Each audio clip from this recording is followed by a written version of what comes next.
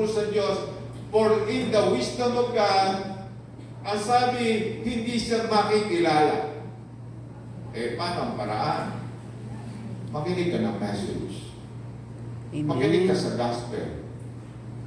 At kapag nanalip ka, ang sinasabi dito, makikilala mo ang Diyos, maliligtas ka. Maliligtas ka. Makinig ka lang. Ngayon, paano naman nila makikilala at paano nila maunawaan tungkol sa Diyos? Mag-preach ka rin ng gospel, mag-share ka lang. No? At ulitin ko, ang pinakadakilang blessing sa atin ng Panginoon, magkaroon ka ng eternal life. At hindi natin Kristo. At itinatag ng wisdom ng Diyos. Ano yung wisdom daw ng Diyos para makilala ng tao ang Diyos? Through preaching of the gospel. Wisdom yan ng Diyos. Kaya nga, meron na naman tayong conquest na darating. Meron na naman tayong preparation na gagawin. Itong 40 days prayer and fasting uli natin, yung dati natin ginagawa. Magpiprepare ulit tayo sapagkat nais natin na dalhin ang wisdom ng Diyos sa mga tao para sila makakilala sa Diyos. Ang binabanggit dito, for since in the wisdom of God. Ang wisdom ng Diyos, hinili ng Diyos, na yung mga simpleng tao, mga estudyante lamang, magdadala ng gospel yan. At yung mga tao makikilala ang Diyos. Maliligtas. Mga pangkaraniwang tao, lalaki at babae, at narito sa wisdom ng Diyos, magdadala sila ng gospel, yung mga tao makikilala ang Diyos. They will know God. At paano nila makikilala ang Diyos? Yan ang wisdom ng Diyos, yan ang piniling paraan ng Diyos. Hindi ibang paraan, simple lang. Sumunod ka lang, magtiwala ka lang. Makikita ninyo yung hiwaga ng wisdom ng Diyos through preaching of the gospel. Simple lang.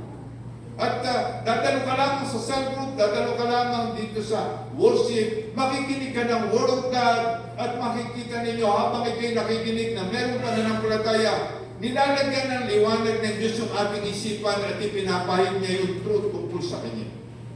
Revelation. Tingnan niyo mabuti in the wisdom of God.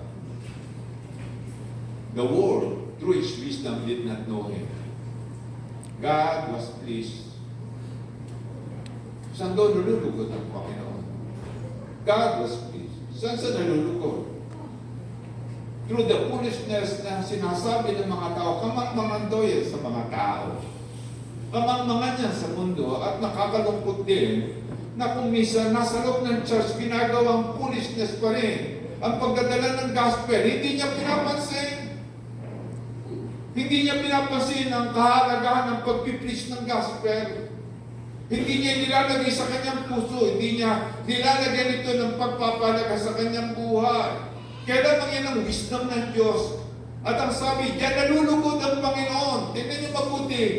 God was pleased. At dadalhin mo lang ang gospel. Papatuto ka lang. Kahapon, nabanggit ko, hindi ko malimutan yung aking kaibigan. There's a dinala niya sa akin ang gospel. Simpleng panahon, simpleng bagay lamang, isang maliit na bagay lamang sa tingin. Pero forever ko na siyang pinasasalamatan. Bakit? Dinala niya ako na marinig ko ang gospel. Through preaching of the gospel. Amen. Ngayon, yung pangalawa na bagay,